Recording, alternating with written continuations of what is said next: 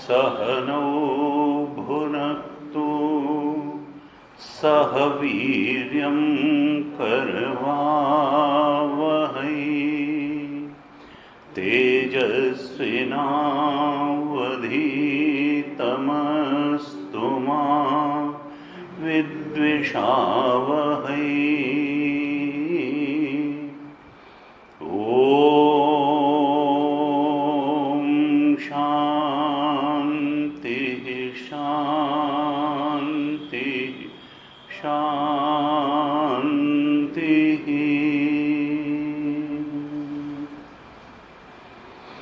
सदाशिवसमारम्भां शङ्कराचार्यमध्यमाम् अस्मदाचार्यपर्यन्तां वन्दे गुरुपरम्पराम्।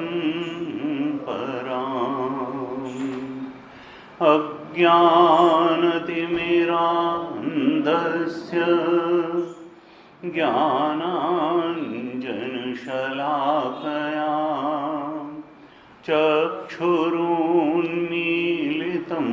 येन तस्मै श्रीगुरवे नमः। तस्मै श्री गुरवे नमः। शांति मंत्र का पाठ। ओम भद्रं कर्णेभिः शृणुयाम देवाः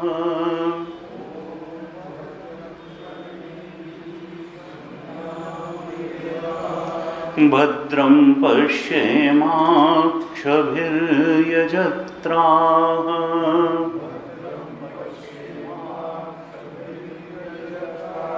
स्थिरैरङ्गैस्तुष्टुवागंसस्तनूभिः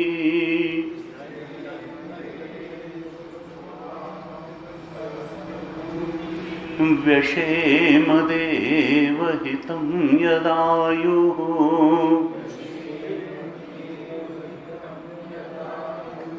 स्वस्ति न इन्द्रो वृद्धश्रवाः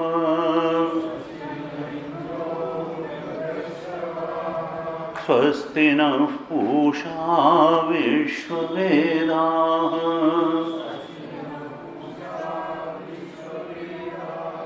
स्वस्ति नस्तार्क्ष्यो अरिष्टनेमिः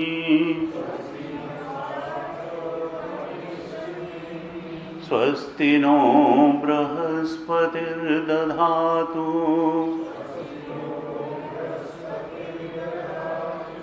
ॐ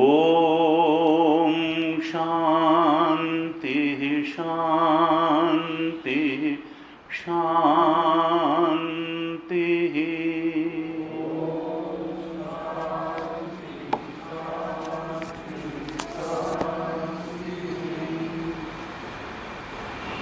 वैतथ्य प्रकरण के 7वें मंत्र से पाठ करें।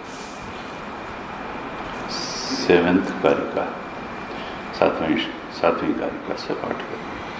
सप्रयोजनता तेषां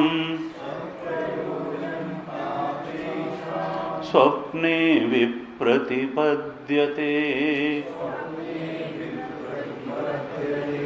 तस्मादाद्यन्तवत्वेन मिथ्यैव खलु ते स्मृताः अपूर्वं स्थानि धर्मो हि यथा स्वर्गनिवासिनां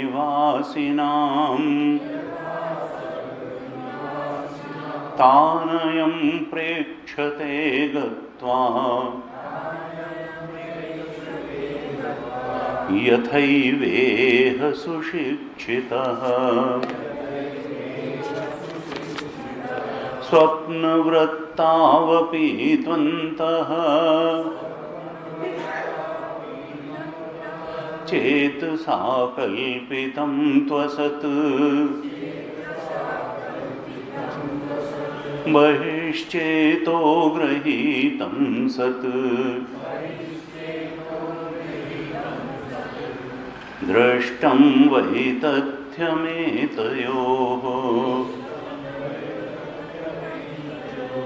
जाग्रद्वृत्तावपि त्वन्तः चेतसा कल्पितं त्वसत् बहिश्चेतो गृहीतं सत् युक्तं वै तथ्यमेतयोः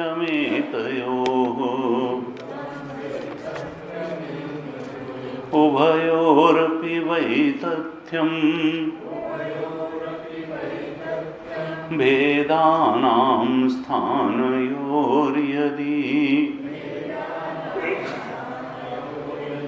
कएतान् बुध्यते भेदान् को वै तेषां विकल्पकः कल्पयत्यात्मनात्मानम् आत्मा देवः स्वमायया स एव बुध्यते भेदान् इति वेदान्तनिश्चयः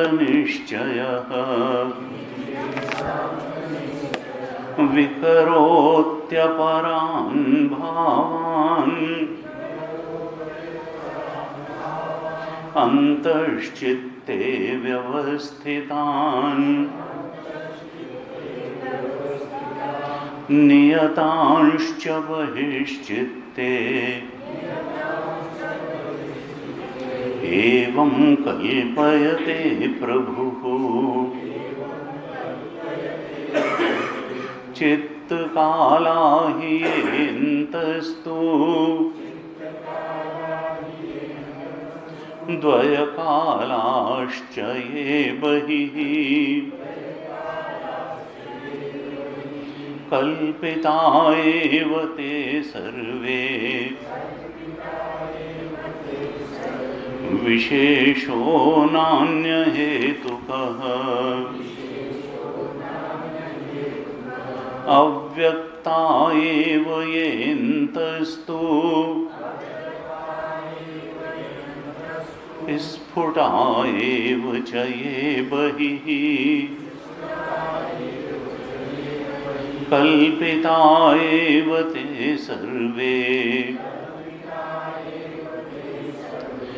विशेषस्त्विन्द्रियान्तरे जीवं कल्पयते पूर्वम् ततो भावान् पृथग्विधान् बाह्यानाध्यात्मिकांश्चैव यथा विद्यस्तथा स्मृतिः अनिश्चिता यथा रज्जुः अंधकारे विकल्पिता सर्पधारादिभिर्भावैः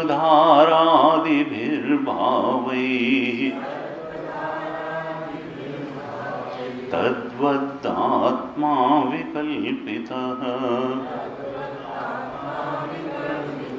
निश्चितायां यथा रज्ज्वां विकल्पो विनिवर्तते रज्जुरेवेति चाद्वैतम् तद्वदात्मविनिश्चयः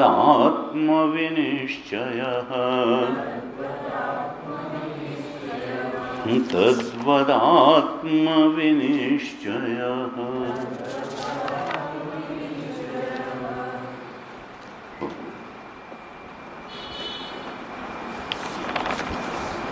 कारिकाकार एक आत्म सत्य का बोध कराने के लिए इसी प्रयोजन से कारिकाओं की रचना कर रहे हैं। और जैसे स्टेप बाय स्टेप कोई सीढ़ी लगी हो, हमको छत पे पहुंचना हो, तो रंग्स ऑफ ए लैडर, जो सीढ़ी के डंडे होते हैं, उन पर एक एक कदम चढ़ते हुए हम छत पे पहुंचे। और जब एक बार छत पे पहुंच गए, तब न डंडों का कोई काम, न सीढ़ी का कोई काम। तो इसी प्रकार से एक पर एक ईंट जैसे जमाते जमाते दीवार खड़ी हो जाती है, एक एक डंडे पर सीढ़ी के पैर रखते रखते छत पे पहुंच जाते हैं, ऐसे ही एक एक कारिका धीरे धीरे धीरे धीरे लिखते हैं, जिससे कि एक एक भ्रम, एक एक हमारी भ्रांति, और भ्रांति के मूल में क्या होता है? अज्ञान। अज्ञान जन्य जितनी भ्रांतियां हैं वो एक एक करके निवारण होती चली जाए, निवारण होती चली जाए, निवारण होती चली जाए, और अंत में जो मूल अज्ञान है उसका भी निवारण हो जाए और आत्मा में स्थिति हो जाए, जो हमारा वास्तविक स्वरूप है, जिसको न जानने के कारण हम जन्म जन्मांतर से भटक रहे हैं। पुनरपि जन्मम पुनरपि मरणम पुनरपि जननी जठरे शयनम इस संसारे बहुदुस्तारे। तमाम तरीके की योनियों में गए और अगर मुक्त नहीं हुए तो फिर जाते रहेंगे। इसलिए सर्वोपरि कार्य क्या है? वो तो यही है असल में, ultimate goal of human life यही है, और असल में अल्टीमेट सर्च भी है। अब होता यह है, जैसे गुरुदेव कहते थे कि दूर से देखने पर यह लगता है कि हमको किसी, जब कहा जाता है कि ये भी छोड़ो, ये भी छोड़ो, ये भी छोड़ो, इसका भी संयम करो, इसका भी त्याग करो, इसका भी संन्यास करो, तो जैसे किसी श्मशान जैसे माहौल में हमको ढकेलने का प्रयास किया जा रहा है। एक ऐसा बनता है कि फिर रहेगा क्या? जब सब कुछ छोड़ ही देंगे तो अब जान ही बची है, इसको भी ले लो, एक साथ ही गोली मार दो। ये धीरे धीरे करके जो है रेत रेत के जैसे हलाल किया जाता है, वैसे क्या करना कि ये भी छोड़ो, ये भी छोड़ो, ये भी छोड़ो, एक ही साथ मार दो गोली अगर तुमको जाने। भाई ऐसा नहीं, ये इतना बड़ा, ये बहुत बड़ी भ्रांति है कि जैसे अगर संयम और त्याग, क्योंकि देखिए शुद्ध मन एक वो टूल है जिससे हम आत्मबोध प्राप्त कर सकते हैं, और इसका करने का जो माध्यम है वो निष्काम कर्म ही है सबसे बड़ा। और निष्काम कर्म का मतलब क्या है कि कर्तव्य कर्म और प्रभु समर्पित कर्म, प्रभु प्रेरित कर्म, सेल्फलेस एक्टिविटी। और सेल्फलेस एक्टिविटी का मतलब यह है कि आप इच्छाओं का त्याग कर, हम तो इच्छा परायण कर्म कर, यानी सीधा कुठाराघात निष्काम कर्म में क्या होता है कि इच्छाओं का त्याग करो। और हम समझते हैं कि हमारी जिंदगी ही लेने की कोशिश की जा रही है, सारा सुख लेने की कोशिश की जा रही है। अब शास्त्र कहता है नहीं, सुख ले नहीं रहे हैं, परम सुख देने की दिशा में तुमको अग्रसर कर रहा है। न कर्मणा न प्रजया धनेन त्यागेन एके अमृतत्वम आनशुः। कहा कि उपनिषद में कहा, कैवल्य उपनिषद में उद्घोषणा करी कि देखो ये जिस प्रकार से तुम सकाम कर्म करने में लगे हो, इससे तुमको सर्वोच्च आनंद की प्राप्ति नहीं होगी। न जो तुम सोचते हो कि हम संतान उत्पत्ति करके हमारा लड़का बड़ा सुख दे देगा, लड़की बड़ी सुख दे देगी, ऐसे न प्रजया, और सोचते हो कि बहुत सारा धन कमा करके हमको बहुत बड़ा सुख मिल जाएगा। तो देखो, धन केवल दरिद्रता को दूर कर सकता है। उसके बाद अमेरिका में बड़े बड़े एक्सपेरिमेंट्स हुए और उन लोगों ने, अब वो कहते हैं ना कि पॉजिटिव साइकोलॉजी की एक ब्रांच हो गई, और उन्होंने कहा कि जैसे इकोनॉमिक्स में होता है कि लॉ ऑफ डिमिनिशिंग रिटर्न्स, एक समय तक तो खूब होता है, फिर कम कम कम। इसी तरीके से अगर आप दरिद्र हैं, नहीं दरिद्र सम दुख जगमाही, तो दरिद्रता दूर करने के लिए तो निश्चित रूप से धन बहुत आवश्यक है। और दरिद्रता दूर होने से जब आपका ठीक से खाएंगे, पहनेंगे, रहेंगे, बच्चों की फीस देंगे, तो ठीक है, वहाँ तक हो गया। लेकिन अब अगर उसके बाद डिमिनिशिंग रिटर्न होने लगेगा, बल्कि कई बार रिवर्स भी हो जाता है, उसके बाद जो धन होता है वो उतना आनंद नहीं देता है। क्यों? क्योंकि डिमिनिशिंग होता है। उन्होंने कहा कि देखो, जब शुरू में कोई चीज़ मिलती है तो बहुत आनंददायक होती है। आदमी जब पहली मारुति 800 खरीदता है तो उसको बहुत ही अच्छा लगता है, और जब 15 साल बाद होंडा सिटी खरीदता है तो उतना अच्छा नहीं लगता है जितना पहली गाड़ी खरीदने में लगता है। इस तरह से कहते हैं डिमिनिशिंग होता जाता है। और एक समय बाद तो फिर पैसा जो है रखने में कष्ट, बचाने में कष्ट, खर्च करने में कष्ट, कहीं ये न ले ले, कहीं वो न ले ले। कहते हैं जिसके पास बहुत पैसा होता है उसको अपने भाई बहनों और बच्चों से भी डर लगता है कि ये सब जो है कहीं से न हो कि हमारा जो है। तो कहा कि उपनिषद का उद्घोष है कि न कर्मणा न प्रजया धनेन त्यागे नैके अमृतत्वम आनशु। देखो, ये जो त्याग का मार्ग कहा जा रहा है, ये तुम्हारे हित के लिए कहा जा रहा है, अमृतत्व की प्राप्ति कराने के लिए कहा जा, परमानंद की प्राप्ति कराने के लिए कहा जा रहा है। और यही एक मार्ग है, त्याग से ही गुजरता है वो मार्ग। और त्याग से क्यों गुजरता है? क्योंकि यही निष्काम कर्म, प्योरिटी ऑफ माइंड का सबसे बड़ा स्रोत है। प्योर माइंड ही कंसंट्रेट कर सकता है, प्योर माइंड ही श्रद्धालु हो सकता है, भक्ति भाव से भर सकता है, ध्यान भी शुद्ध मन से ही किया जा सकता है, भक्ति की गहराई में भी शुद्ध मन से ही डूबा जा सकता है, और ज्ञान भी फिर शुद्ध मन से ही प्राप्त किया जा सकता है। इसलिए कहा कि देखो, ये जो ज्ञान की पराकाष्ठा है, जो आत्मबोध है, और आत्मबोध का भी स्वरूप क्या है कि शाश्वत सत्य में तुमको प्रतिष्ठित कर देना, कहीं बाहर से लाए हुए नहीं, जो तुम्हारा स्वरूप ही है। शाश्वत ज्ञान में प्रतिष्ठित कर देना जो तुम्हारा स्वरूप है, और शाश्वत आनंद में प्रतिष्ठित कर देना जो तुम्हारा स्वरूप है। और तुम्हारे और उसके बीच में केवल एक अज्ञान का ही पर्दा पड़ा हुआ है, और उस पर्दे को ही ज्ञान से तोड़ देना है। प्राप्तस्य प्राप्ति होगी, that which is already available to you, which is your true nature, but you don't know it. जैसे कोई राजा का लड़का था और डाकू उसको उठा ले गए, और उसको भी वैसे ही बना दिया चोरों की तरह, और फिर पता नहीं कैसे उस डाकू को कुछ सद्बुद्धि आई, उसने कहा लाओ देखो इसको दे ही आऊँ मैं, इसकी बताइए। अब वो तो डरे जब उसने बताया कि ऐसे ऐसे, उसने कहा अरे हमारी भी वही स्थिति, हम जो हैं राजा के लड़के, और हम अपने को डाकू और ऐसे जंगल में ऐसे मान रहे हैं। कहा नहीं, ये केवल एक गलत मान्यता, भ्रमपूर्ण मान्यता, और अनेक अनेक फिर मान्यताएं। जब एक मूल अज्ञान हो गया तो उस पर अज्ञान की तमाम दीवारें खड़ी हो गई। धीरे धीरे कार्य का कार ऐसी भ्रांत धारणाओं को मिटाने का प्रयास कर रहे हैं, इससे अज्ञान दूर हो। और पश्यन् आत्मनि तुष्यति, गीता जी में कहा, 6 अध्याय का 20वां श्लोक। पश्यन् आत्मनि तुष्यति, बाह्य स्पर्शेषु असक्तात्मा विन्दति आत्मनि यत् सुखम, 5वें अध्याय का 21वां श्लोक। सब्रह्म योग युक्त आत्मा अत्यंतम सुखम अश्नुते, गीता जी। कोई नहीं कहता कि दुख की वो जगह है, अत्यंतम सुखम अश्नुते।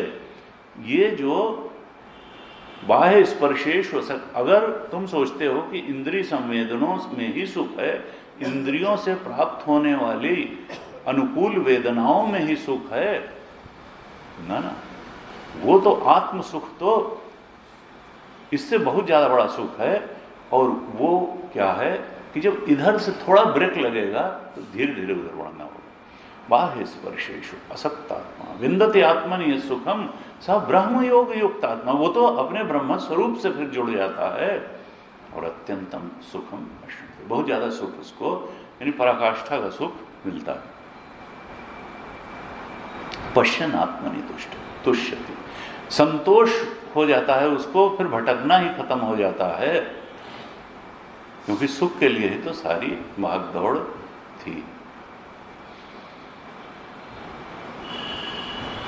भाष्यकार, यहां पर भाष्यकार ने भी और कारिकाकार ने जगत और स्वप्न दोनों को एक जैसा तुल्यता बता करके, और जगत को भी यह बताया कि देखो, जिसको तुम बहुत सत्य मान करके बैठे हो, जागृत की सृष्टि को, जगत को, ये असल में बहुत सत्य है नहीं। ये सत्य तो आत्मा है, जो अधिष्ठान है, तुरी है, सत्य तो यही है। ये तो अवस्थाएं हैं, जागृत की अवस्था है, स्वप्न की अवस्था है, सुषुप्ति की अवस्था है। इनका जो अधिष्ठान है, तुरी है, तुम्हारा आत्मा है, सत्य तो वही है। और इसके लिए तर्क दिए। देखिए, स्वप्न को तो बहुत है, फिर भी उन्होंने स्वप्न को पहले मिथ्या सिद्ध किया दृष्टांत दे करके, और फिर उसको दृश्यत्वात् तुल्यत्वात्, दृश्यता में समानता के कारण जागृत को भी कहा कि ये स्वप्नवत ही मिथ्या है, क्योंकि यद्य दृश्यम दृश्यत्वम तत्तत् मिथ्यात्वम, जहां तक दृश्य है वहां तक मिथ्या है। और फिर कहा आदावन्ते चयन्नास्ति, जिसकी आदि होती है, जिसकी अंत होता है, वो भी बीच में भी होता नहीं है।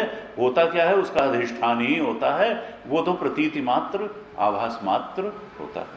यानी है क्या, जो अधिष्ठान है वही है, बाकी तो आदि और अंत वाली पूरी जगत की सृष्टि है, पूरी जागृत की सृष्टि है, स्वप्न की सृष्टि है। इसका मतलब कि ये नाम रूप का आरोपण है, सत्य तो अधिष्ठान आत्मा है। इसी को कल हमने थोड़ी चर्चा की थी। ब्रह्मसूत्र पर जब भाष्य लिखा भाष्यकार ने, तो शुरू में अध्यास भाष्य लिखा।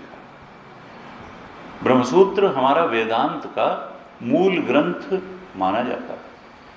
भाष्यकार ने तो उसको इलेबोरेट किया। परम प्रमाण प्रस्थानत्रयी कहते हैं। ज्ञान के बोध में, आत्मज्ञान के विरोध में स्थित होने के 3 मार्ग हैं, या 3 प्रस्थान है। प्रस्थान का मतलब मार्ग, और वो उसमें परम, देखिए, प्रामाणिक ज्ञान होना चाहिए। अगर अप्रामाणिक ज्ञान होगा, जैसे कि हमारे तमाम सारे ज्ञान होते हैं, तो अप्रामाणिक ज्ञान से सत्य का बोध नहीं हो सकता है। जानकार से ही जानकारी मिल सकती है। तो प्रमाण क्या है? कहा उस परम सत्य तक पहुंचने के लिए श्रुति तो परम प्रमाण है, उपनिषद वेदांत परम प्रमाण है। दूसरे नंबर पर स्मृति प्रस्थान यानी गीता है, और तीसरे नंबर पर ब्रह्मसूत्र है।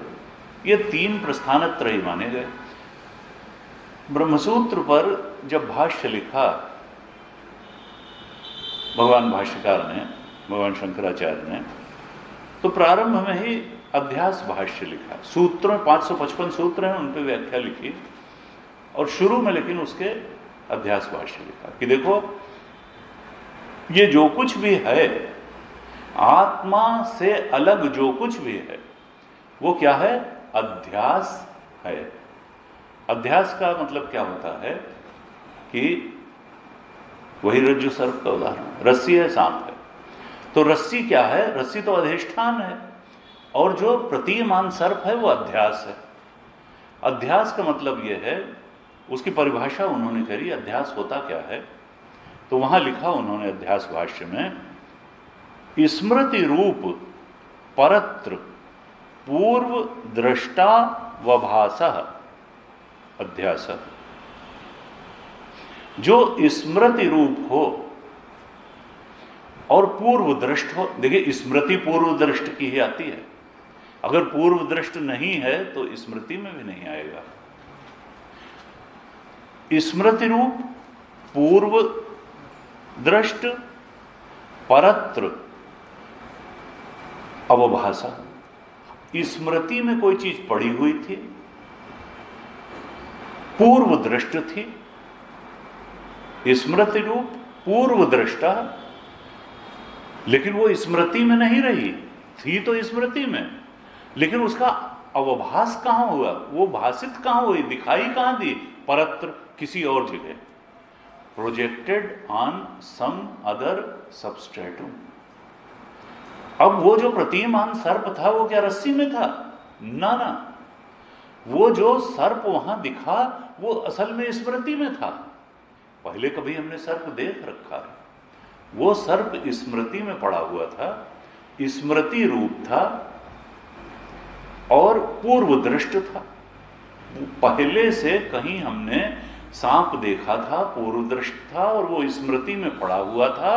अब क्या हुआ कि परत्र अवभाषा हो गया। परत्र माने दूसरी जगह, यानी रस्सी में, रस्सी में उसका अवभास हो गया, वो प्रक्षिप्त हो गया। कहां से निकल करके प्रक्षिप्त हुआ? मन से, मन से प्रक्षिप्त हुआ।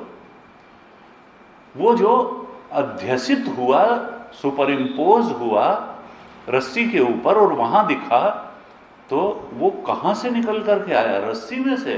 कहा? न, तुम्हारे दिमाग में से, तुम्हारी बुद्धि में से। अब अगर हम ध्यान से देखें तो उस सांप का अधिष्ठान कौन है? चीज जहां होती है वहीं तो अधिष्ठान होता है। वो रस्सी से तो उसका कोई मतलब ही नहीं है। उसका अधिष्ठान तो तुम्हारा चेतन, तुम्हारी बुद्धि में है वो सांप। वो रस्सी वस्सी में कहीं नहीं है। जहां दिख रहा है वहां है ही नहीं। असल में जिसको दिख रहा है और वहीं वो सांप है। दृष्टा ही उसका अधिष्ठान है, रस्सी उसका अधिष्ठान नहीं है। और उसका कल्पक, उसको उत्पन्न करने वाला कौन है? रस्सी ना, तुम्हारी बुद्धि। तुम्हारी बुद्धि ने ही उसको उत्पन्न किया और वो है भी तुम्हारी बुद्धि में, लेकिन तुमको लग रहा है कि वो है रस्सी में बाहर, है अंदर, लगता है बाहर। माया का यही खेल है, माया का यही खेल है कि है अंदर और लगता है बाहर। कहा कि देखो, अगर अध्यास है, अध्यास का मतलब माइक है, झूठा है, मिथ्या है।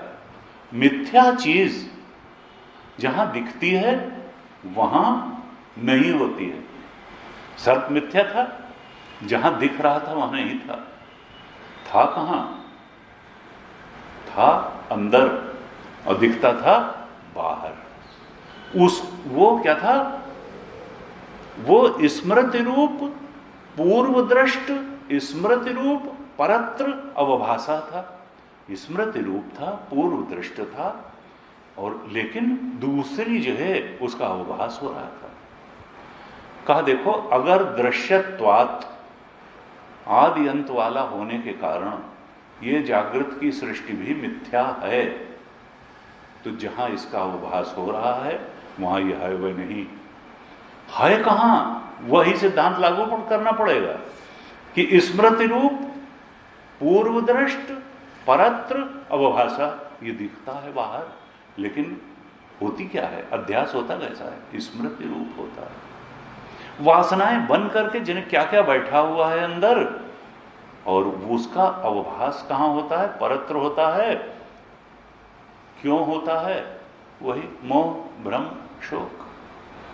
मोह भ्रम शोक के कारण होता है। चूंकि आत्मा का ज्ञान है, इसलिए वो जो वासनाएं हैं वो वहां प्रोजेक्ट हो करके सत्यवत भाषित होने लगती हैं, जहां वो हो ही नहीं सकती।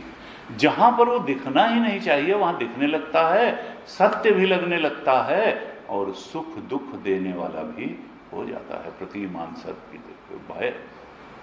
कहा ये संसार, ये अगर अदृश्यत्वात्, अगर ये वितथ है, ये मिथ्या है, ये अध्यास है, तो ये सर्प के ही समान है, प्रतीयमान सर्प के ही समान है। और जैसे प्रतीयमान सर्प का आश्रय रस्सी नहीं होती, जहां दिखता है वहां नहीं होता, उसका आश्रय तो बुद्धि ही होती है, उसका अधिष्ठान बुद्धि ही होती है, रस्सी नहीं होती है। जहां दिखता है वहां होता नहीं है, वहां तो उसका अत्यंता भाव होता है। उसका भाव कहाँ है? उसका भाव तो बुद्धि में, अध्यास का भाव बुद्धि में होता है, जहां दिखता है वहां नहीं होता है। कहा इसी प्रकार से ये सारी जागृत की सृष्टि भी, जहां स्वप्न की सृष्टि में तो हमको बिल्कुल मालूम हो जाता है कि जहां दिखती है वहां होती होती कुछ नहीं है। ये तो जागृत के बारे में नहीं, तो तर्क से ही समझना पड़ेगा इसको कि जहां दिखती है वहां होती नहीं है। वो है कहां? आत्मा में, शुद्ध आत्मा में। और आत्मा का स्वरूप क्या है? एक अखंड सर्वव्यापक चेतन आत्म। जीव भी जहां दिखता है वहां नहीं होता, ये ध्यान रखना है। ये जीवत्व जो माने बैठे हैं, बुद्धि में पड़ा हुआ प्रतिबिंब जो अपने स्वरूप को, ये जीव उसका अधिष्ठान नहीं है। जीव को वासनाएं हैं जीव। वो जो शुद्ध एक अखंड सर्वव्यापक चेतन है, वो एक्चुअली अधिष्ठान है, और वही हमारा स्वरूप है। वही जीव का भी अधिष्ठान है, क्योंकि जीव भी अध्यास ही है, मिथ्या ही है। जीव की कोई सैंक्टिटी नहीं। जीव जहां दिखता है वहां नहीं है, जगत जहां दिखता है वहां नहीं है।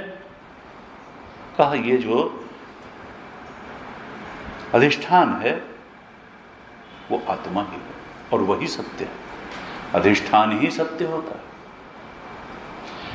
कोई भी जहां दिखता है वहां दिख भी नहीं सकता है अगर वहां कोई अधिष्ठान न हो।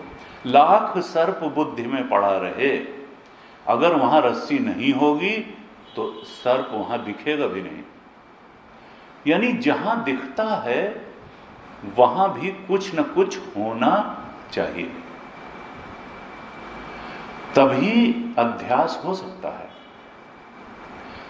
अगर सूर्य की किरणें नहीं होंगी तो मृगजल दिखेगा नहीं, आकाश नहीं होगा तो नीलिमा दिखेगी नहीं।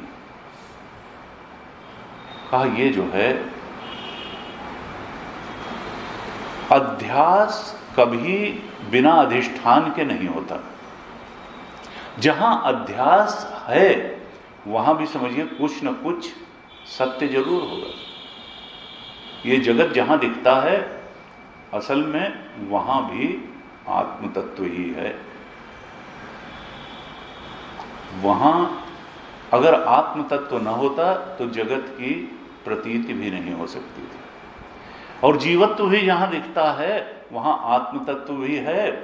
हर अध्यास का एक सत्य अधिष्ठान होता है, अधिष्ठान ही सत्य होता है, अध्यास सत्य नहीं होता है। और अध्यास कभी निरधिष्ठान नहीं होता, बिना अधिष्ठान के। इसीलिए कहा दिलवा खोज दिलहि दिल खोजो यहीं रहीमा रामा। देखो उस अधिष्ठान को जान लो, आत्मा ही वो अधिष्ठान है। जगत का भी अधिष्ठान वही है और जीव का भी अधिष्ठान वही है। ऐसे उस आत्मा को बताने के लिए उपनिषद की और कारिकाओं की और भाष्य की प्रवृत्ति है।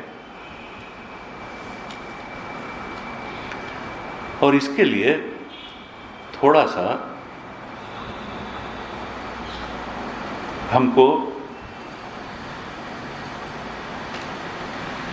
कर्म को भी सही रूप में समझना होगा और करना होगा, और भक्ति को भी सही रूप में समझना और करना होगा, और ध्यान को भी सही रूप में समझना और करना होगा।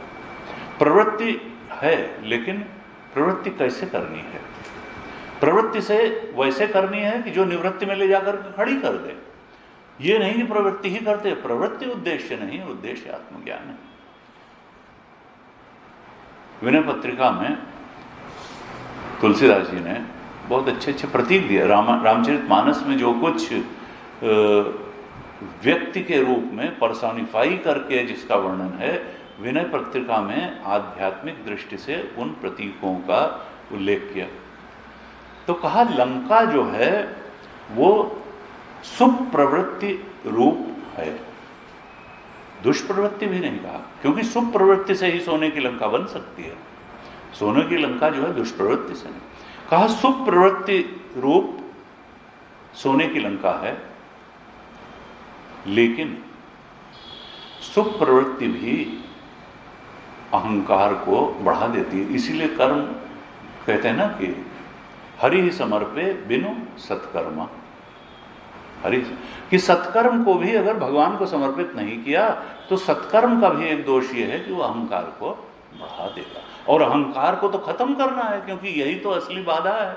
अहंकार को तो भगवान के चरणों में हो, गुरु के चरणों में हो, या जान करके कि ये तो मिथ्या, ये तो फॉल्स आईनेस है और रियल आईनेस तो हमारा आत्मा है, उसको किसी प्रकार से अहंकार को तो गलित करना है। लेकिन ये जो सुख प्रवृत्ति है, कहा लंका का राजा जो है, ये सुख प्रवृत्ति का राजा कौन है? कहा रावण।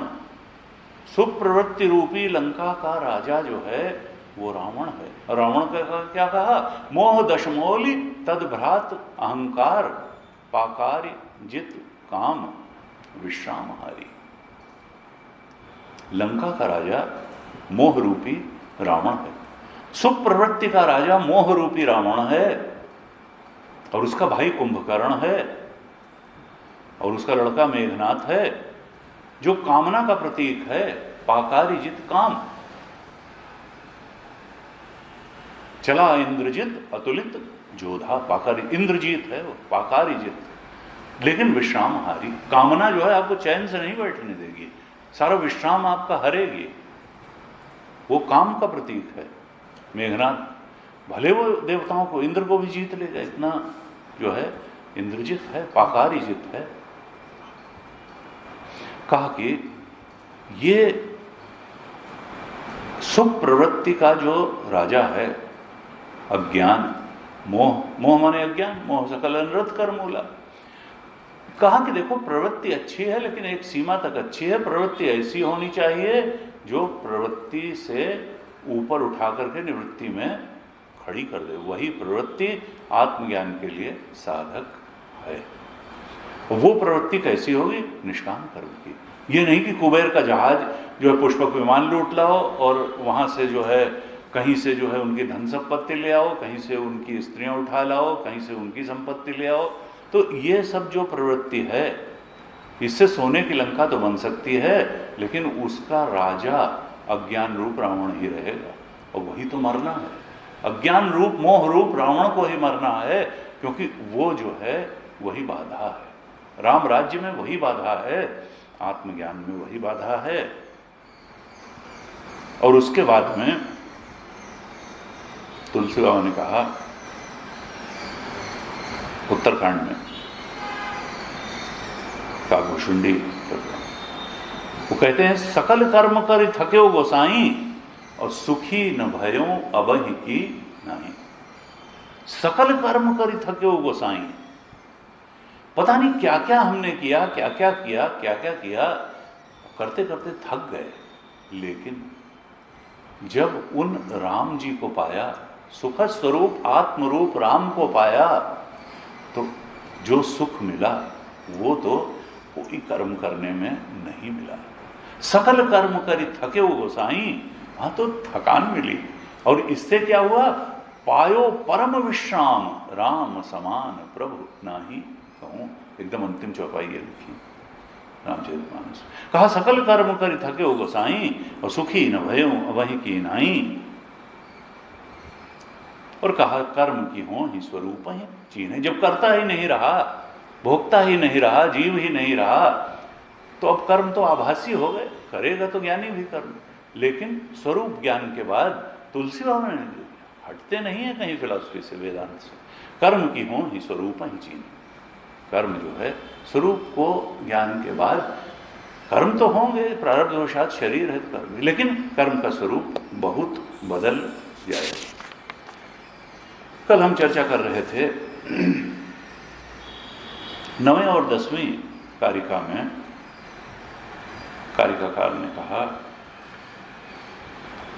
कि अंदर और बाहर ये स्वप्न में भी होता है, और अंदर और बाहर जागृत में भी होता है। जागृत में हम अंदर के बारे में तो समझ लेते हैं कि भाई ये जो है ये मनोरथ मात्र है।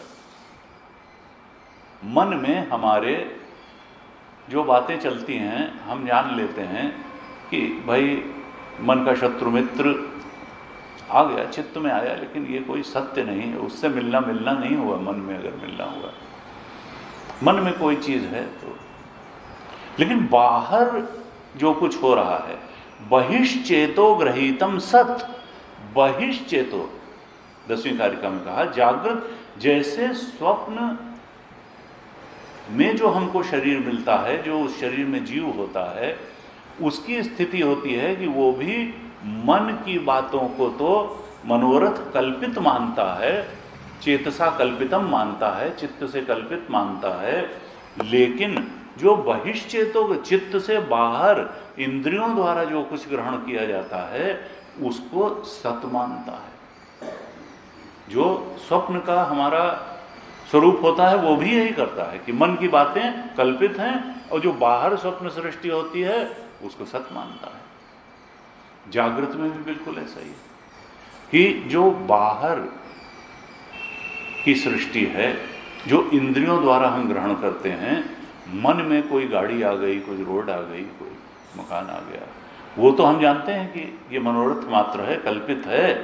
अंतश्चेतसा जो है वो कल्पित है, असत है, लेकिन जो बहिश्चेता है, चित्त के बाहर जो इंद्रियों से ग्रहण किए जाने वाले पदार्थ हैं, उसको मानते हैं सत।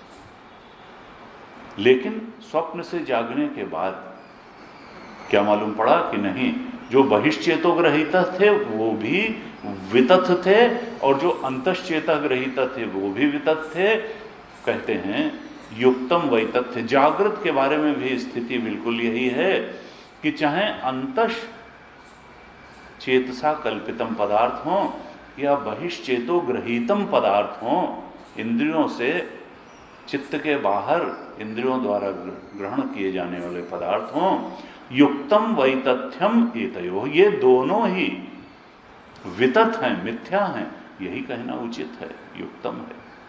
क्यों? क्योंकि जो पहले दो व्याप्तियां मिथ्या के बारे में लेकर के चल रहे हैं वो अंतश्चित्त के पदार्थों पे भी लागू होती हैं और बहिश्चित्त पे भी। दृश्यत्वात् मिथ्यात्वात्, जो दृश्य है वो मिथ्या है, वो चाहे अंदर मन का दृश्य हो, चाहे इंद्रियों द्वारा ग्रहण किया जाने वाला बाहर का दृश्य हो।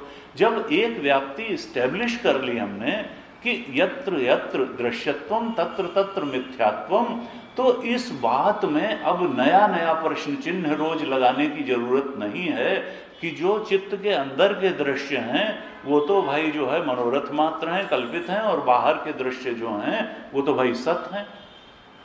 जब एक बात तय हो गई कि यत्र यत्र दृश्यत्वम तत्र तत्र मिथ्यात्वम, और यत्र यत्र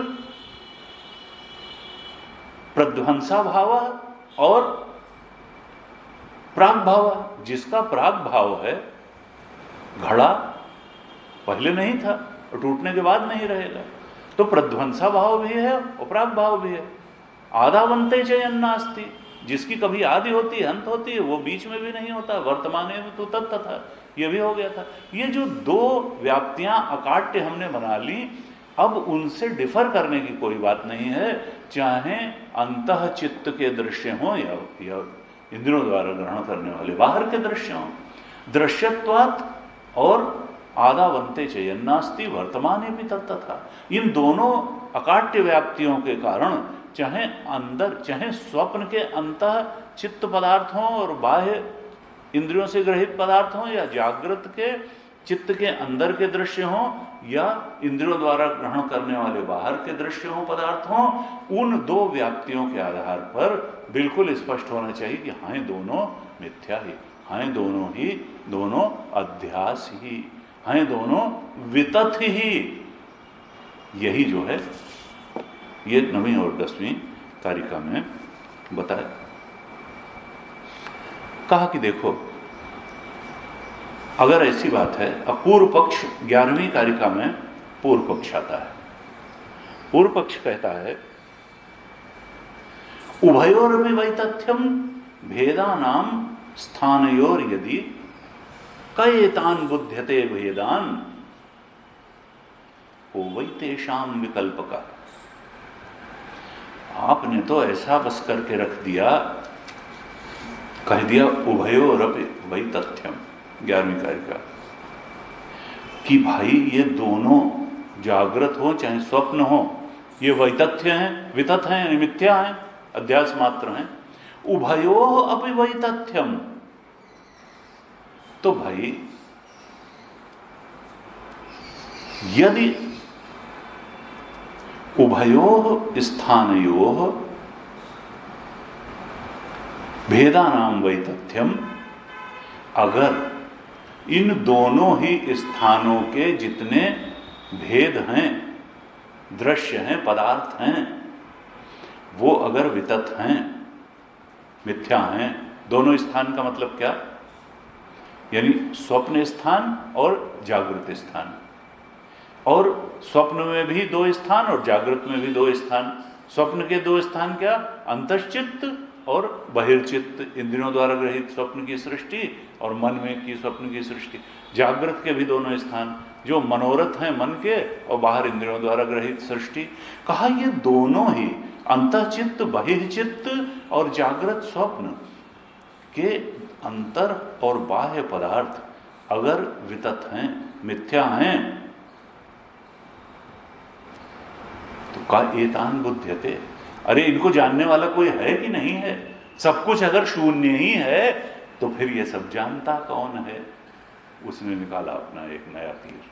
उसने कहा कि अगर सब शून्य ही शून्य है, न वो है, न स्वप्न सत्य है, न जागृत सत्य, तो सत्य क्या है? कुछ सत्य भी है कि बस बुद्धिज्म में ही जा करके निरात्मवाद में, शून्यवाद में ही उनकी तरह से खड़े हो गए। तुम भी जो है बुद्धिस्ट फिलॉसफी मान लो कि शून्यवाद है, कुछ है ही नहीं, प्याज के छिलकों की तरीके से बस सब उड़ता जाएगा, या केले के जैसे तना होता है, सब शीत निकलती जाएंगी, अंत में शून्य बचेगा। कहिए तान, लेकिन कोई जानता तो है, तुम मानोगे कि वो भी शून्य है, जानने वाला भी। कहा केतान कयेतान बुध्यते भेदान, अरे भाई इस सब को जानने वाला भी कोई है कि नहीं है? इन सब भेदों को तो तुमने सब मिथ्या कह दिया, जागृत के भी और स्वप्न के भी, लेकिन इनको जान तो कोई रहा है, भेदों को कौन जानता है? और को वैतेषाम विकल्पकः, अरे कल्पना का भी कोई अधिष्ठान तो होता है, कल्पना भी, अध्यास भी निर्धिष्ठान थोड़ा होती है। इसका अधिष्ठान क्या है? किस अधिष्ठान पर यह सब कल्पना है? को वैतेषाम विकल्प, इसका दृष्टा कौन है और इसका अधिष्ठान क्या है? जरा ये तो बताओ हमको। कोई इसका दृष्टा है, कोई जानने वाला है, और कोई ये जो मिथ्या तुमने सब बता दिया, इसका कोई विकल्पक है, अधिष्ठान है? क्या कहना चाहता है कि क्या सब कुछ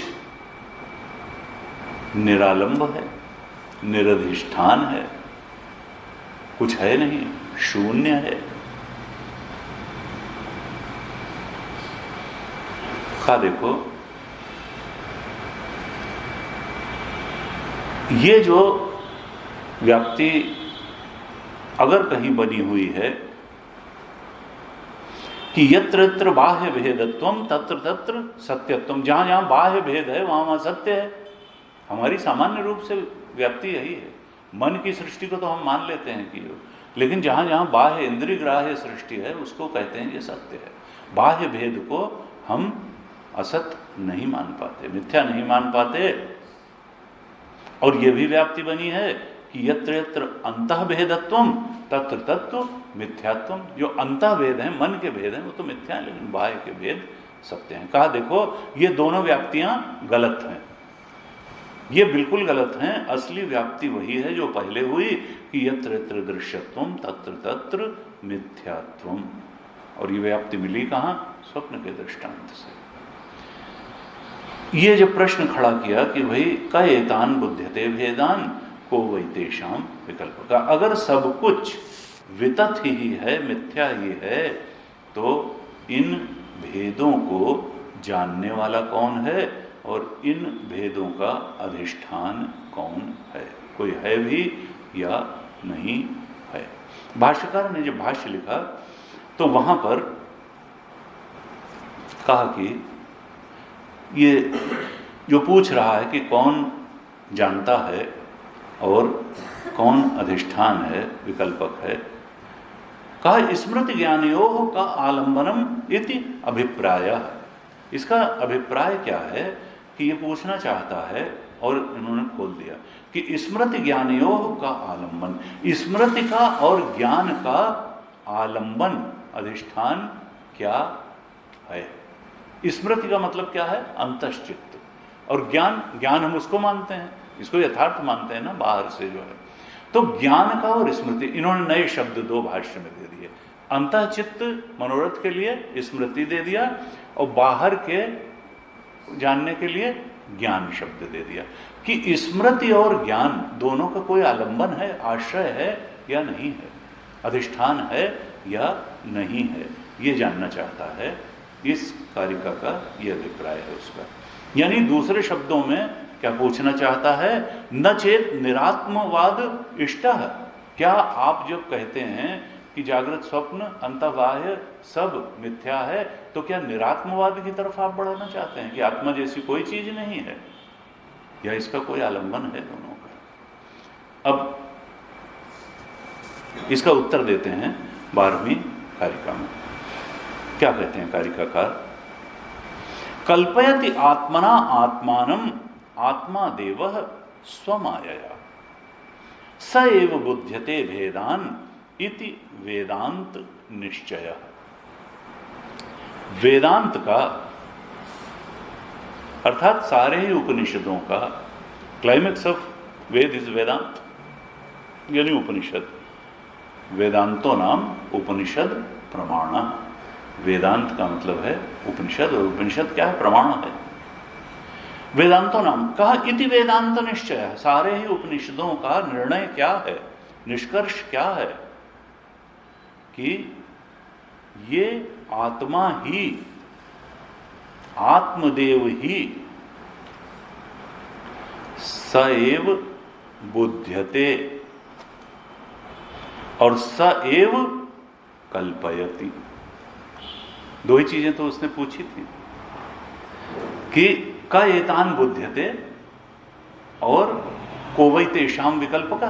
ये जो जागृत और स्वप्न के भेद हैं, अंतर और बाह्य के भेद हैं, इनका कल्पक कौन है? कल्पक का मतलब यहाँ क्या है? अधिष्ठान, आश्रय।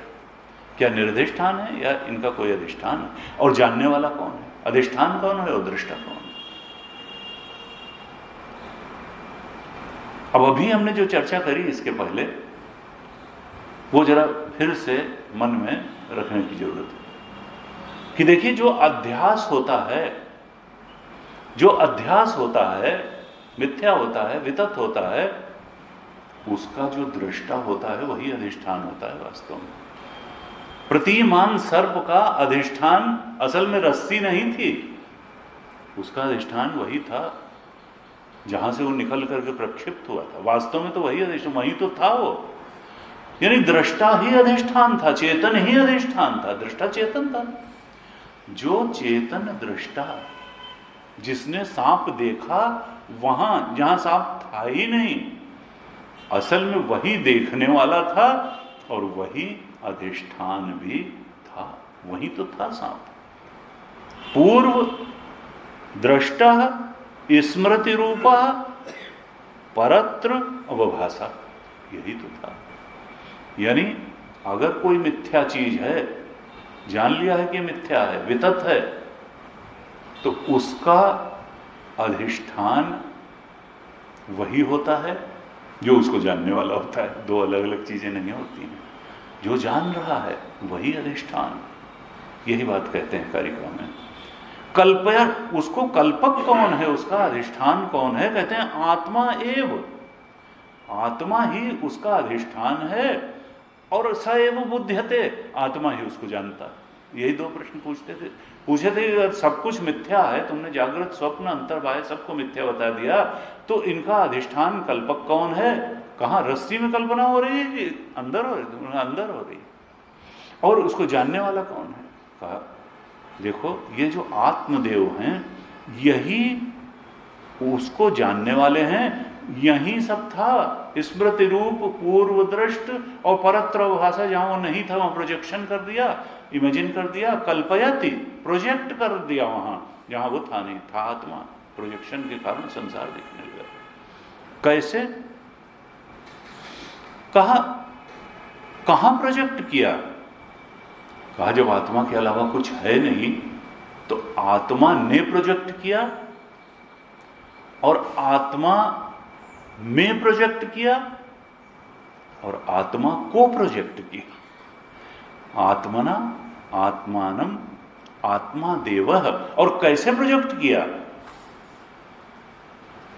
वहां कुछ था हुआ थोड़े, ये झूठा प्रोजेक्शन है। आत्म माया, अपनी माया से उसको माया का मतलब यह नहीं कि मिट्टी की तरह कोई पदार्थ है जिससे घड़ा बना दिया गया। माया का मतलब क्या होता है कि झूठा, केवल दिखती है चीज, है नहीं। भाष्यकार ने जब भाष्य लिखा, कहा स्वयं स्वमायया स्वम आत्मानम आत्मा देवः आत्मनि एव वक्ष्यमाणम भेदाकारम कल्पयति रज्जु आदि इव सर्प आदीन। किस तरह से प्रोजेक्ट करता है? आत्मा कल्पयति, आत्मा ही प्रोजेक्ट करता है, अपने आप को ही, आत्मा को ही प्रोजेक्ट करता है और आत्मा में ही प्रोजेक्ट करता है। किस तरह से प्रोजेक्ट करता है? स्वमाया, अपनी माया शक्ति से। वो प्रोजेक्शन फिर किस प्रकार का होगा? सत्य तो आत्मा है, चेतन, चेतन से कोई जड़ का प्रोजेक्शन थोड़ा हो सकता है। कहा रज्जु आदि इव सर्प आदि नाम, जैसे रज्जु और सर्प पर सर्प का प्रोजेक्शन होता है, वैसे ही आत्मा माया से इस जगत को प्रोजेक्ट कर देता है। अधिष्ठान क्या है? अधिष्ठान माया ही, अधिष्ठान आत्मा ही है, अधिष्ठान आत्मा ही है। और यानी जो दिख रहा है वो क्या है? जिसको कहते हैं विवर्त। वेदांत में एक शब्द है, सामान्य रूप से तो हम कहते हैं कि भाई घट अगर बना यहाँ द्वैत में तो उपादान कारण मिट्टी है, निमित्त कारण कुम्हार है, करण कारण डंडा और सूत्र और चाक सब हैं। लेकिन यहाँ क्या है? जब वही एक चीज थी और उसी से सब चीज बनी, तो निमित्त कारण भी आत्मदेव हैं, उपादान कारण भी आत्मदेव हैं, करण कारण भी आत्मदेव हैं, बनाने वाले भी वही हैं, बनने वाले भी वही हैं, वो मसाला जिससे बना वो भी वही हैं। तो चेतन से जड़ कैसे? कहा इसलिए स्थिति क्या है जगत की कि कहा वो वही अभिन्न निमित्त उपादान कारण है। यानी अभिन्न वही होंगे कण कण में समाये, क्योंकि वही तो वो निमित्त कारण भी हैं, वो उपादान कारण भी हैं और अभिन्न हैं। यहाँ रस्सी और वो दो अलग अलग नहीं हैं, यहाँ रस्सी भी वही है, दृष्टा भी वही है और प्रतिमान सर्प भी जो प्रोजेक्ट हुआ उनके अलावा तो कुछ है नहीं। तो कहा अभिन्न निमित्त उपादान कारण है, जहां कुछ और दिख रहा है वहां भी कण कण में वही बसे हुए हैं, इसीलिए कहते हैं ईश्वर जो है, सामान्य रूप से संतों ने कह दिया कि ईश्वर जो है कण कणवासी है और क्षण क्षणवासी है, और हर वस्तु में गया है, हर काल में वो गया है, हर देश में वो गया है, हर वस्तु में वो गया है। असल में वही अधिष्ठान है, तो उसके बिना न किसी वस्तु का अस्तित्व हो सकता है, न काल का, न देश का। अधिष्ठान तो वही है, काल का अधिष्ठान वही, देश का अधिष्ठान वही, वस्तुओं का अधिष्ठान भी वही। कहा कि देखो वही प्रोजेक्ट करता है, अभिन्न निमित्त उपादान कारण है। लेकिन कैसा एक शब्द जो वेदांत देता है, अभिन्न निमित्तोपादान विवर्ती कारण। अब ये जो विवर्त शब्द है ये बड़ा महत्वपूर्ण है। कैसा कारण है? विवर्ती कारण। विवर्त का मतलब क्या है कि जो चीज हो नहीं लेकिन दिखाई दे, विवर्त है नहीं दिखाई दे रही, तो वो कैसा कारण है? विवर्ती कारण है।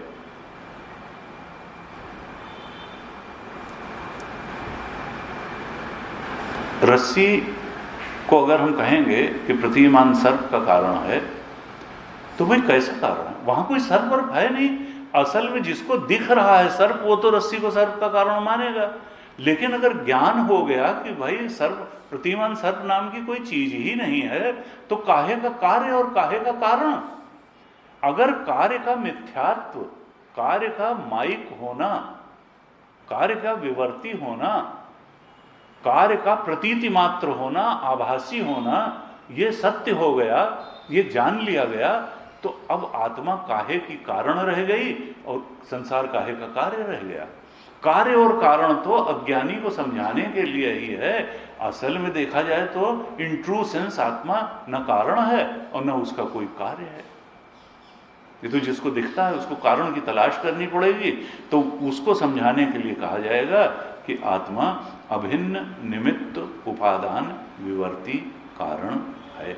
जिसने कार्य को स्वीकार कर लिया, जिसकी कार्य में, जिसकी सर्प में, जिसकी संसार में सत्य बुद्धि है, वही सर्प का कारण रज्जु को मानेगा, संसार का कारण आत्मा को मानेगा।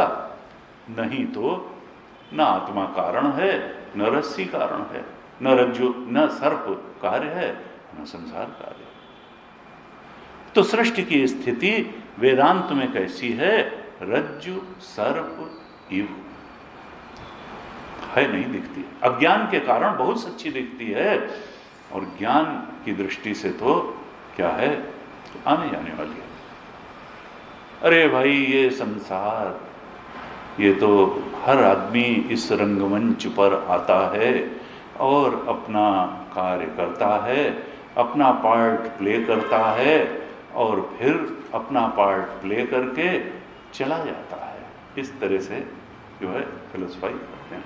ये एक बहुत बड़ा रंगमंच है।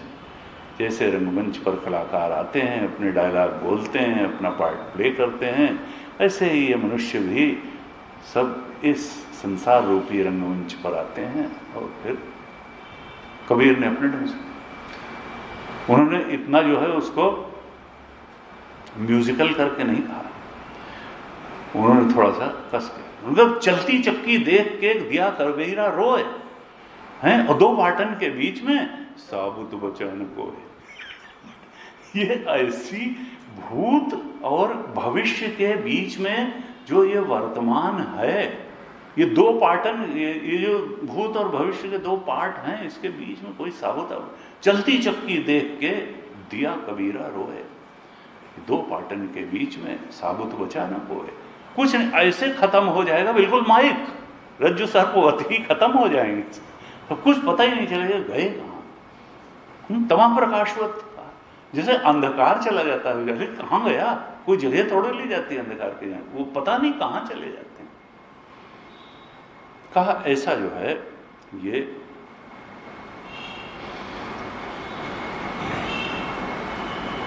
ये कल्पयति आत्मना आत्मानम, आत्मा अपने को, आत्मना आत्मानम अपने में, आत्मा देव स्वयं अपनी ही माया से क्या करता है? प्रोजेक्ट करता है। कल्पयति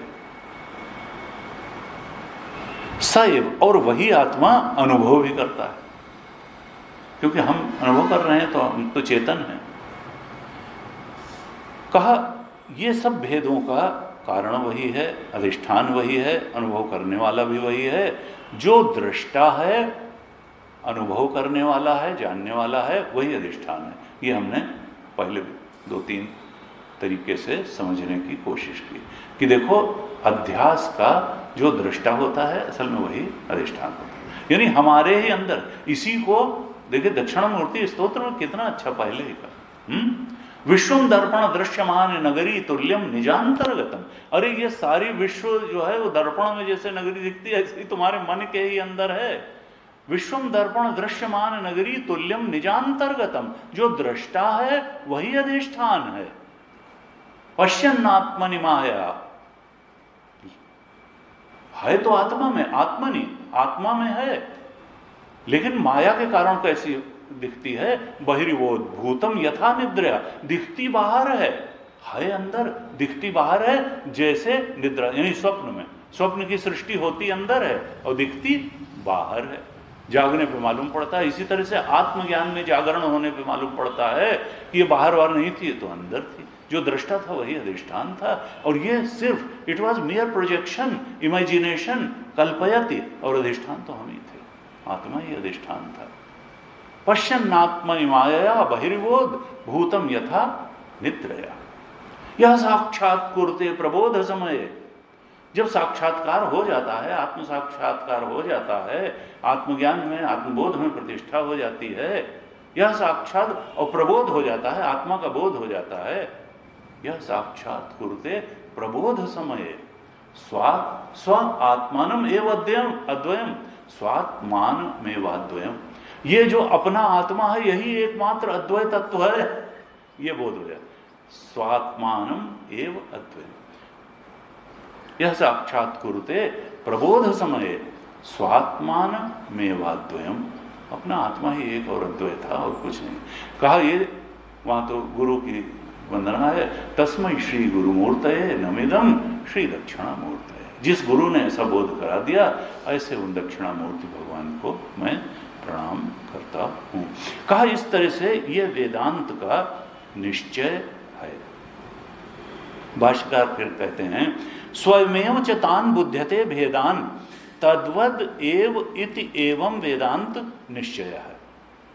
ये जो आत्मदेव हैं, देव का मतलब होता है द्योतनाथ देवा, यानी सेल्फ इफल्जेंट, चमकदार, चेतन, स्वयं प्रकाश देवा। ये स्वयमेव, ये खुद ही उन भेदों को जानते हैं। स्वयमेव च तान बुध्यते भेदान, उन भेदों को ये आत्मदेव ही जानते हैं। यही वेदांत का निश्चय है। वही कल्पित करते हैं, अधिष्ठान भी वही हैं और ज्ञाता भी वही हैं। आत्मदेव कहते हैं नान्यः अस्ति ज्ञान स्मृति आश्रया। देखो, न ज्ञान का आश्रय कोई और है, न स्मृति का आश्रय। ज्ञान का मतलब क्या था? हमने कहा बाह्य चीजों को ज्ञान करते हैं और मन की चीजों की स्मृति। कहा न ज्ञान का और कोई आश्रय है, न स्मृति का और कोई आश्रय है। न अन्य हस्ति ज्ञान स्मृति आश्रय। स्मृति और ज्ञान दोनों के आश्रय ये आत्मदेव ही हैं। कहा इसलिए न च निरास्पदे एव ज्ञान स्मृति, चाहे ज्ञान हो या स्मृति हो, ये आश्रय आलंबन रहित नहीं है। आस्पद का मतलब आश्रय, आलंबन। न ज्ञान आश्रय विहीन है, न स्मृति आश्रय विहीन है। कहा ये न निरास्पद है, न अन्यास्पद है। एक आत्मदेव ही ज्ञान के भी आश्रय हैं और स्मृति के भी आश्रय हैं। यही विकल्पक हैं और यही जानने वाले हैं। स एव बुध्यते, और आत्मा आत्मदेव एव कल्पयति। कहा इस कारिका का यही आश्रय है। और बहुत गहरे में देखा जाए तो ये जो दोनों चीजें हैं, ये अज्ञानी को समझाने के लिए हैं। बहुत गहराई में तो आत्मा तो निष्क्रिय है, वो क्यों कोई कल्पना करेगी और वो क्यों कोई प्रोजेक्शन करेगी, तो हमको दिखता है। असल में तो वो न कहीं कोई कार्य है न कहीं, एक आत्म तत्व ही सत्य है। ये तो इंद्रिय की विशेषता से, मन बुद्धि की विशेषता से आत्मा न दिख करके उसकी जो है वासना के कारण कुछ और, प्रोजेक्शन के कारण कुछ और दिखता है। इसीलिए गीता जी में भगवान ने दोनों बातें कह दी 9वें अध्याय में, शुरू में ही 4 और 5 श्लोक में। एक बार कहा मत्स्थानि सर्वभूतानि, ये सारा जो प्रपंच है, भूत हैं, मेरे ही अंदर हैं। और उसके आगे ही कह दिया न च मत्स्थानि भूतानि, मुझ में कुछ आए हुए, मेरी दृष्टि से तो मुझ में कुछ आए ही नहीं। रस्सी को नहीं मालूम है कि कोई हमें सांप भी देख रहा है, ये तो अज्ञानी दृष्टा है की दृष्टि में ही तो वहां सांप है, रस्सी में कहां सांप, रस्सी को नहीं। जो अधिष्ठान है, आत्मदेव हैं, उनकी दृष्टि से तो न च मत्स्थानि भूतानि, अपनी दृष्टि से, स्वदृष्टि से भगवान ने कहा कि न च मत्स्थानि भूतानि, मेरे अंदर तो कुछ नहीं मेरी दृष्टि से है। और लेकिन फिर संसारी की दृष्टि से, जीव की दृष्टि से क्या है कि मत्स्थानि सर्वभूतानि, मेरे ही अंदर सब हैं। और अपनी दृष्टि कहा, भगवान ने कहा उदासीन वत आसीन, मैं तो उदासीन की तरह बैठा रहता हूं। ऐसे जो है कहा देखो दृष्टा में ही सब दिख रहा है, दृष्टा को ही सब दिख रहा है, दृष्टा से ही सब दिख रहा है, और दृष्टा ही दृश्य रूप में दिखाई दे रहा है। इस प्रकार से ये 12वीं कारिका में कहा, बड़ी महत्वपूर्ण कारिका है। 13वीं कारिका में क्या कहते हैं, विकरोति अपरान भावान अंतः चित्ते व्यवस्थितान नियतांश्च बहिश्चित्ते एवं कल्पयते प्रभु। कहते हैं कि जो ये डाइवर्सिटीज हैं, जो अनेकता हैं, जो भेद हैं, जो अपरान भावान हैं,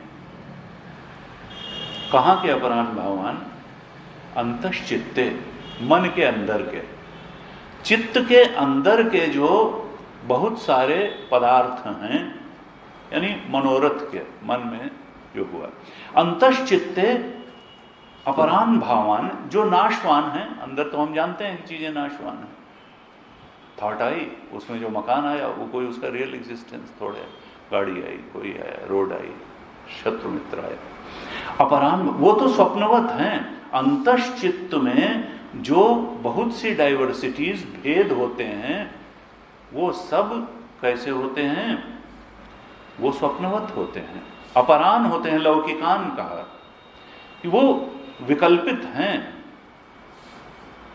चित्त में व्यवस्थित हैं। अंतः चित्त में जो पदार्थ हैं उनकी अनेकता, उसको कौन उत्पन्न करता है, कहा कल्पयते प्रभु, उनकी कल्पना कौन करता है, प्रभु। अब यहां एक नया शब्द ले आए, क्योंकि हम लोग तो प्रभु से थे, राम जी, कृष्ण जी। यहां भाष्यकार ने लिखा कि प्रभु का मतलब वो मनुष्य शरीर वाला प्रभु नहीं है। भाष्य में लिखा प्रभु ईश्वर आत्मा इत्यर्थ। प्रभु का मतलब है ईश्वर और ईश्वर का मतलब है आत्मा। यहां प्रभु शब्द जो आया उसका मतलब क्या है, आत्मदेव, आत्मा। पूरी गीता में गुरुदेव ने कहा भाई देखो, जहां पे वो मैं करते हैं वहां अर्थ आत्मा ही है। वहां देवकी पुत्र कृष्ण अर्थ नहीं लेना चाहिए, वो तो एक काल विशेष में आए, 120 साल रहे और फिर चले गए। वहां उसका अर्थ आत्मा ही लेना है। यहां भाष्यकार ने स्पष्ट कर दिया प्रभु ईश्वर आत्मा इत्यर्थ। यहां प्रभु शब्द का अर्थ है आत्मा। एवं कल्पयते प्रभु, ये जो अंतश्चित्त के अनेक अनेक पदार्थ हैं जो स्वप्नवत हैं, नाशवान हैं, इनकी अनेकता को, डाइवर्सिटी को कौन उत्पन्न करता है? आत्मदेव ही उत्पन्न करते हैं। और कहा जो बहिश्चित्त हैं, नियतांश्च बहिश्चित्त, जो चित्त के बाहर के पदार्थ हैं, मकान है, गाड़ी है, लॉन है, पृथ्वी, भाई हर चीज ठोस ठोस लगती है, तो ठोस ठोस लगना कोई सत्यत्व का प्रमाण नहीं होता है। तो कहा ये जो चित्त के बाहर के पदार्थ हैं, बहिश्चित्त हैं, और इनकी क्या है, मन के में तो चीज आती है, जब तक वृत्ति के विषय में रहती है तब तक रहती है, नहीं तो खत्म हो जाती है। लेकिन भाई बाहर के पदार्थों में एक विशेषता है कि हमारी वो निगाह में जब हैं तब भी हैं, और जब हमारी निगाह में नहीं हैं तब भी वो हैं। अब वो मकान हम चले जाएं, क्या ये थोड़ा कि अरोड़ा जी के मकान को हमेशा हम सोचते ही रहते हैं, हम सोचें नहीं सोचें वो तो रहेगा वहाँ, नियत है। बाह्य पदार्थों और आंतरिक पदार्थों में अंतर क्या है कि अंतर के पदार्थ तो अनियत हैं और बाह्य के पदार्थ क्या हैं? नियतांश, नियत हैं, वो हटते वटते नहीं। इसीलिए उसमें सत्यता का भी आभास होता है, क्योंकि हम उसके बारे में सोचें न सोचें, हम वहाँ जाएं न जाएं, हम 10 साल बाद भी जाएंगे तो वो चंडीगढ़ वहीं मिलेगा, 50 साल भी मिलेगा और 100 साल बाद वो तो चीज, तो ऐसा लगता है जैसे सत्य है। नियत होने के कारण, नियत उपस्थिति होने के कारण बाह्य पदार्थ सत्यवत भाषित होते हैं, और आंतरिक पदार्थ चूंकि नियत नहीं होते हैं तो लगता है कि ये ठीक। तो जो अंतश्चित्ते भावान हैं और जो बहिश्चित्त नियतान हैं, जो नियत पदार्थ हैं बाहर के, और जो अनियत पदार्थ आने जाने वाले हैं, अपरान हैं, नाशवान हैं, स्वप्नवत हैं, अंतश्चित्त के पदार्थ, 13वीं कारिका कहती है कि इन दोनों की ही डाइवर्सिटी उत्पन्न कौन करता है, कल्पना कौन करता है? प्रभु आत्मदेव ही इन दोनों के कल्पक हैं। चाहे अंतःचित्त के नाशवान पदार्थ हों या बाह्य चित्त के नियत पदार्थ हों, ये दोनों का कल्पक आत्मदेव ही है। ऐसा नहीं है कि ये मिट्टी और सबसे जो मकान बना है, अधिष्ठान रूप में आत्मदेव दोनों का अधिष्ठान जो है, चाहे अंतःचित्त के पदार्थ हों या बाह्य चित्त, ये जो है ये प्रभु आत्मदेव ही जहाँ जहाँ तक दृश्यत्व है, चाहे अंतःचित्त का हो चाहे बहिश्चित्त का हो, उनके अधिष्ठान, उनके कल्पक, उनके आश्रय आत्मदेव ही हैं। ये नियत और अनियत की विशेषता होने से ऐसा नहीं है कि एक दृश्य तो सत्य है और एक दृश्य मिथ्या है। जो हमारी धारणा बनी हुई कि नियत होने से एक दृश्य, बाहर के दृश्य नियत होने से वो सत्य है और मन अंतश्चित्त के दृश्य अनियत होने से वो असत है, ऐसा कुछ नहीं है। व्याप्ति वही चलेगी, दृश्यत्वात् मिथ्यत्वात्। वो चाहे नियत पदार्थ हो बाहर बहिश्चित्त के, और चाहे अंतर के अनियत पदार्थ हो, स्वप्नवत नाशवान पदार्थ हो, चाहे नाशवान हो चाहे नियत पदार्थ हो, व्याप्ति वही अकाट्य है कि यत यत दृश्यत्वम तत् तत् मिथ्यात्वम। ये कारिका इसीलिए लिखी कि देखो, जो हमारी बुद्धि में नियत के प्रति, नियत पदार्थों के प्रति सत्य बुद्धि होती है, वो भ्रांत व्याप्ति हटाएं, क्योंकि ये हेतु नहीं बनता है कि जो नियत है वो वितथ नहीं है ना, चाहे नियत पदार्थ हो चाहे मनोरथ के अंदर के पदार्थ हो, दृश्यत्वात् मिथ्यत्वात् दोनों ही एक समान वितथ हैं, चाहे मन के अंदर के दृश्य हों या इंद्रियों द्वारा ग्रहित किए जाने वाले नियत बाहर के दृश्य हों। इस प्रकार से ये 13 कारिका तक। आगे अभी और प्रकार से कुछ कुछ प्रश्न उठा करके कारिकाकार बार बार वही बात कहेंगे, जो बात हमको बहुत पसंद नहीं है कि देखो जगत को असत क्यों कहा जा रहा है। हमारा सब तो यही है, लेकिन फिर भी हम पढ़ेंगे आगे। ओम पूर्णमदः पूर्णमिदं पूर्णात् पूर्णमुदच्यते पूर्णस्य पूर्णमादाय पूर्णमेवावशिष्यते। ओम शांति शांति शांति। हरि ओम श्री गुरुभ्यो नमः। हरि ओम।